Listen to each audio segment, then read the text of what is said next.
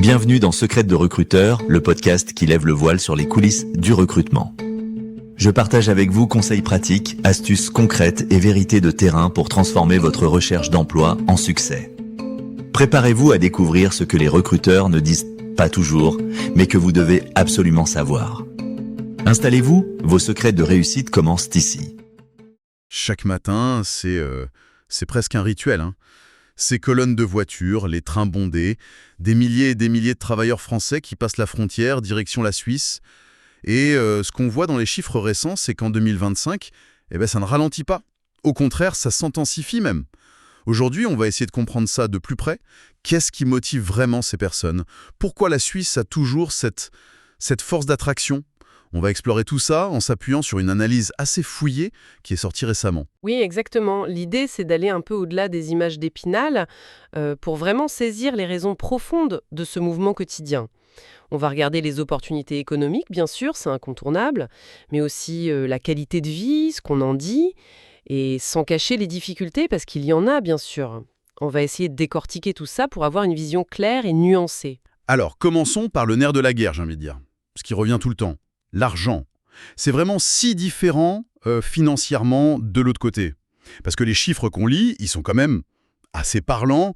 On parle d'écarts de salaire de 50, parfois 80% de plus qu'en France pour le même genre de poste. C'est énorme. Concrètement, un ingénieur avec de l'expérience, il peut espérer quasiment doubler son salaire, c'est ça? Et même pour un ouvrier qualifié, l'impact sur le niveau de vie est décrit comme majeur. Oui, ces chiffres sont réels et frappants, mais il faut quand même les replacer dans leur contexte. C'est vrai, le coût de la vie en Suisse est bien plus élevé, on le sait. Surtout le logement, l'assurance maladie obligatoire. Mais ce que l'analyse souligne, c'est que l'augmentation des revenus est tellement significative qu'elle compense, et souvent très largement, ce surcoût. Surtout pour ceux qui habitent en France, évidemment.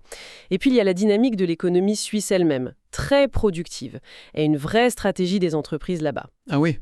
Oui, pour attirer les talents dont elles ont besoin, elles proposent des packages de rémunération globaux très attractifs. Pas juste le salaire, avec des avantages sociaux, des bonus, surtout dans les secteurs en tension comme la pharma ou la tech. Et en plus des salaires, il y a cet autre chiffre qui frappe, le chômage.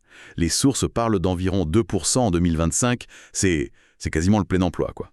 Exactement, c'est un taux extrêmement bas et ça contraste fortement avec la situation dans certaines régions françaises, notamment frontalières, où trouver un emploi peut être plus compliqué dans certains domaines. Donc la Suisse renvoie une image de stabilité, de sécurité de l'emploi. C'est très très attractif. Pour quelqu'un qui sort d'une période un peu précaire ou qui peine à trouver un poste à la hauteur de ses compétences, la Suisse apparaît comme une solution crédible, rassurante. C'est la promesse d'un avenir plus sûr. D'accord. Donc, un climat économique globalement très favorable, mais ces opportunités, elles sont où exactement? Est-ce que l'analyse pointe des secteurs qui recrutent particulièrement les Français? Oui, il y a des secteurs qui ressortent très nettement. Le premier, sans grande surprise, c'est la finance. Les services bancaires. Genève surtout, et Zurich aussi, un peu moins peut-être pour les francophones, mais quand même.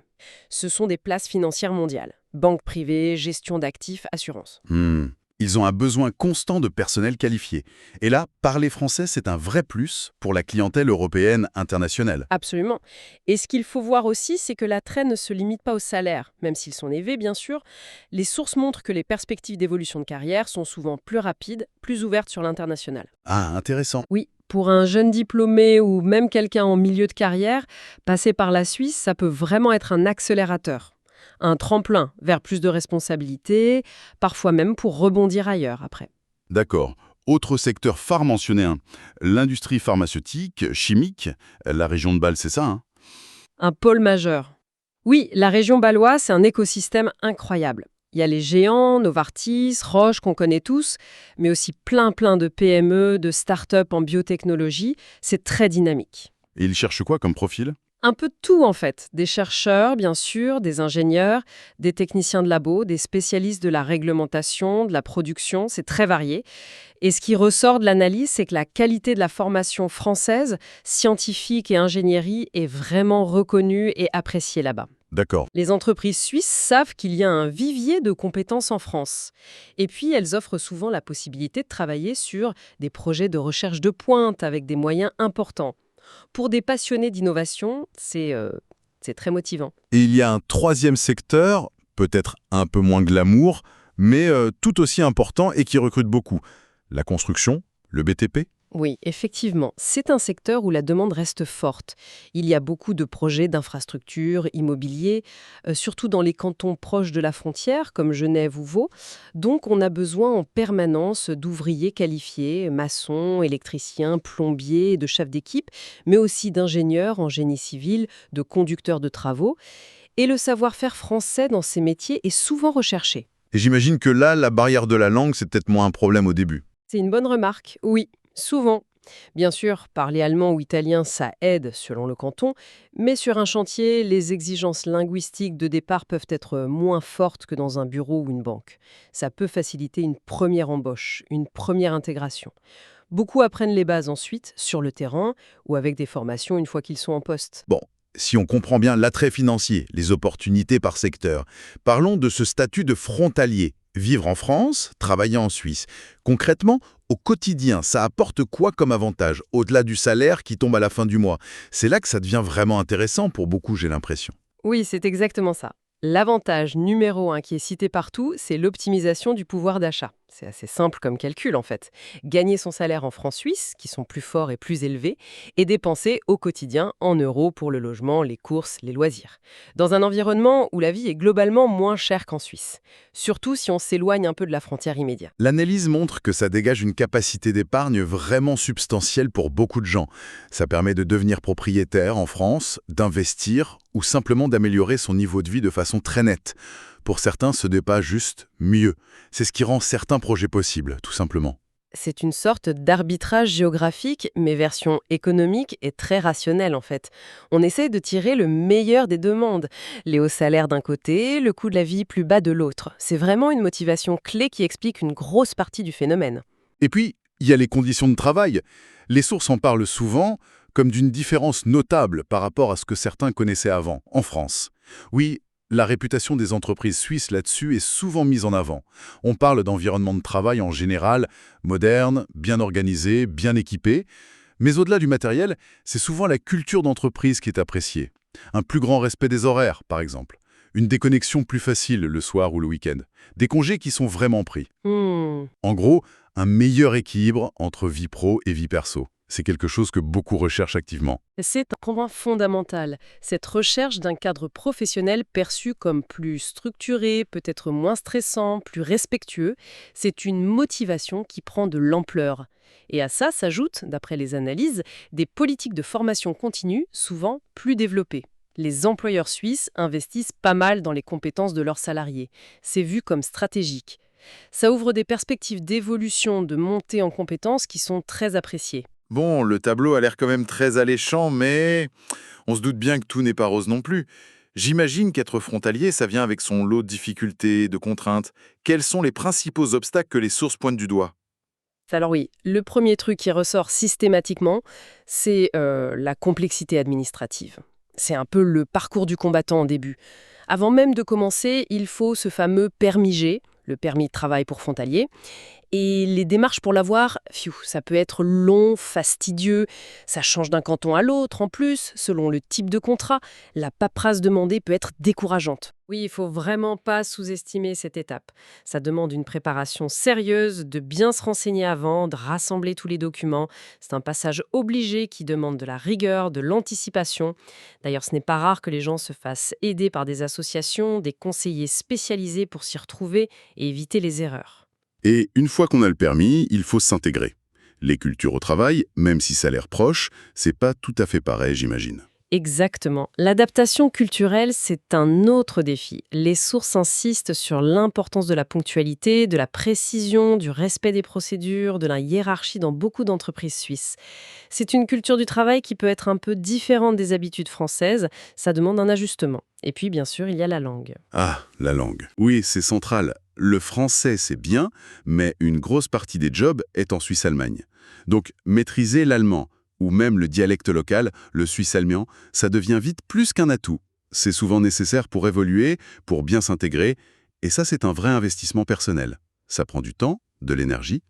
C'est souvent vu comme le plus gros défi, oui, surtout pour des postes qualifiés ou d'encadrement en Suisse allemande.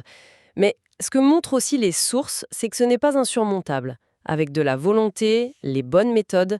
Mais oui, c'est clair, c'est un effort important à prévoir dès le début.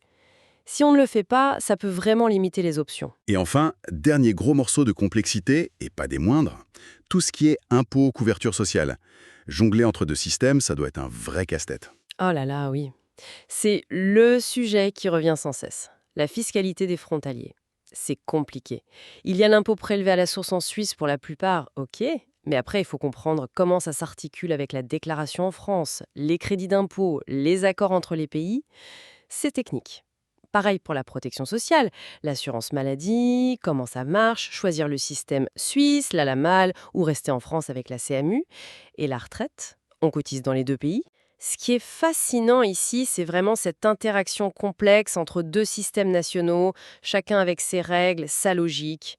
Comprendre comment les conventions fiscales, les accords de sécurité sociale s'appliquent à sa situation personnelle, c'est fondamental. Une erreur, une mauvaise déclaration, ça peut coûter cher en régularisation, en pénalité. On imagine bien. C'est pour ça que, là encore, beaucoup font appel à des experts comptables, conseillers spécialisés en transfrontalier. C'est souvent recommandé pour être sûr de ses choix et éviter les mauvaises surprises. Bon, face à tous ces défis, qui sont quand même pas négligeables, quelles sont les stratégies qui aident à réussir? Est-ce que les sources donnent des pistes un peu concrètes pour mettre toutes les chances de son côté? Oui, il y a quelques éléments clés qui ressortent. Le premier, on en a déjà un peu parlé, c'est vraiment d'investir dans la langue. Apprendre l'allemand, même à niveau de base au début, ça ouvre énormément de portes. Surtout côté alémanique, les employeurs voient ça comme un signe d'engagement et ça facilite tellement l'intégration au travail et en dehors. C'est un investissement qui paie quasiment toujours. D'ailleurs, il faut dire qu'il y a pas mal d'offres de formation en langue, spécifiquement en allemand professionnel, adaptées à la Suisse, que ce soit en France voisine ou en Suisse même. Des cours intensifs, des formations par secteur. Les moyens existent pour ceux qui sont prêts à faire l'effort. D'accord. Autre point, la manière de chercher un emploi. Apparemment, il ne faut pas juste envoyer son CV français tel quel. Non, c'est vrai. Il faut adapter sa candidature. Le CV, la lettre de motivation, il faut qu'ils correspondent aux standards suisses. On dit souvent que les CV suisses sont plus factuels, plus synthétiques. Ils insistaient beaucoup sur les compétences techniques, les réalisations concrètes, chiffrées. Peut-être moins sur la description des tâches ou les soft skills que ce qu'on fait parfois en France.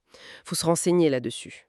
Et le réseau aussi, c'est important. Ah oui, le réseautage est mentionné comme crucial. Participer à des salons de l'emploi transfrontalier, activer ses contacts, utiliser les réseaux pro en ligne comme LinkedIn pour se connecter avec des entreprises, des recruteurs en Suisse. Ça prend du temps de construire son réseau, mais ça peut vraiment faire la différence. Toutes les offres ne sont pas publiées. Une recommandation, une info obtenue par contact, ça peut tout changer. C'est un travail de fond important. Si on se projette un peu pour finir, comment les sources voient l'avenir de ce flux de travailleurs? C'est une tendance qui va durer selon elles? L'analyse prospective suggère que oui, ça a de bonnes chances de continuer, malgré les défis. Plusieurs raisons à ça. D'abord, les accords bilatéraux entre la Suisse et l'UE sur la libre circulation, ils tiennent bon, globalement. Et ça facilite la mobilité. Ensuite, la démographie suisse, les besoins de son économie, notamment dans les secteurs de pointe comme la santé, la tech, l'ingénierie, la demande de main-d'œuvre qualifiée reste forte. Et le marché suisse seul ne suffit pas toujours. Donc, le bassin d'emploi français juste à côté reste stratégique. Et le télétravail, ça pourrait changer quelque chose ou pas? On en parle beaucoup? C'est une bonne question et les analyses commencent à l'aborder. Oui, le développement du télétravail qui s'est accéléré avec la crise sanitaire ouvre de nouvelles possibilités. Il y a même eu des accords fiscaux spécifiques négociés pour encadrer le télétravail des frontaliers. Ça pourrait permettre des collaborations sans forcément faire le trajet tous les jours, ou moins souvent. Ça pourrait attirer de nouveaux profils, peut-être moins motivés par les trajets quotidiens. Mais ça pose aussi de nouvelles questions, l'intégration à distance, la culture d'entreprise, la fiscalité. C'est clairement une tendance à suivre de près. Alors, si on essaie de résumer un peu tout ça, qu'est-ce qu'on retient de fondamental? L'attrait de la Suisse pour les travailleurs français en 2025, c'est un mélange assez complexe, mais visiblement puissant. C'est tout à fait ça. D'un côté, il y a des avantages très concrets, objectifs, des salaires bien plus élevés qui changent vraiment le pouvoir d'achat, un marché de l'emploi dynamique avec de vraies opportunités de carrière dans des secteurs qui marchent bien et des conditions de travail souvent vues comme meilleures, plus équilibrées. Ce sont des moteurs très forts. Mais de l'autre, ce n'est pas une autoroute. Il y a des obstacles. Exactement. L'aventure suisse, ça demande une vraie préparation, une capacité à s'adapter.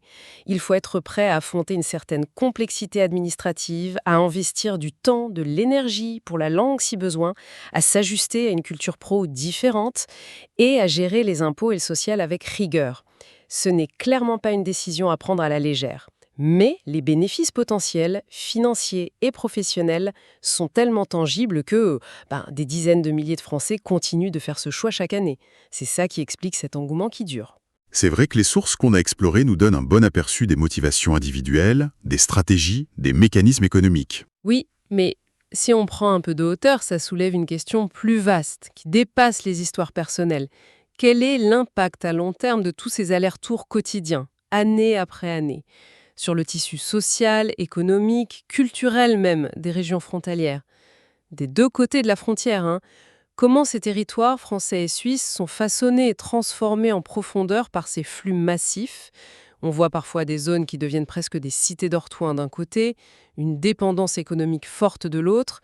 Quel modèle de développement, quelle identité se dessine pour ces espaces si particuliers, ces espaces transfrontaliers, marqués par ces vies menées un peu à cheval sur deux pays? C'est une question qui reste ouverte et dont les réponses vont sans doute façonner l'avenir de toute une région. Merci d'avoir écouté Secrets de recruteur. J'espère que ces conseils vous aideront à avancer vers le job qui vous correspond vraiment. Pour retrouver encore plus d'astuces, de ressources et nos dernières opportunités, rendez-vous dès maintenant sur www.recrute-talent.fr. Et si ce podcast vous a plu, abonnez-vous et partagez-le autour de vous pour aider d'autres candidats. À très bientôt pour un nouvel épisode.